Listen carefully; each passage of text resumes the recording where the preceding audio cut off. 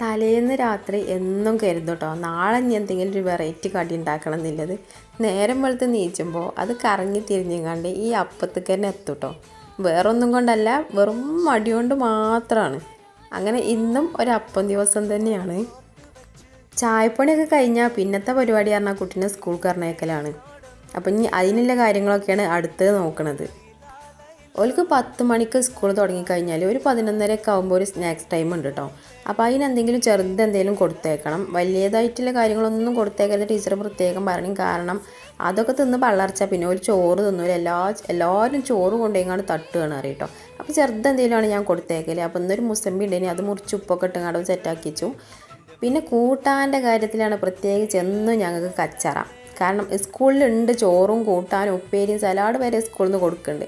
പക്ഷേ ഇഞ്ച് കുട്ടിക്ക് അവിടുത്തെ കൂട്ടാനൊന്നും പറ്റില്ല. ഓരോ ദിവസം ഓരോ കൂട്ടാനും ഓരോ കുറ്റങ്ങളേക്കാരം കേട്ടോ. ഒന്നെങ്കിൽ ഉപ്പില്ല, മുളകില്ല, അല്ലെങ്കിൽ കളറില്ല, ഇനിയും അല്ലെങ്കിൽ രസമില്ല, ഇനിയും അങ്ങനെയൊക്കെ കാരം.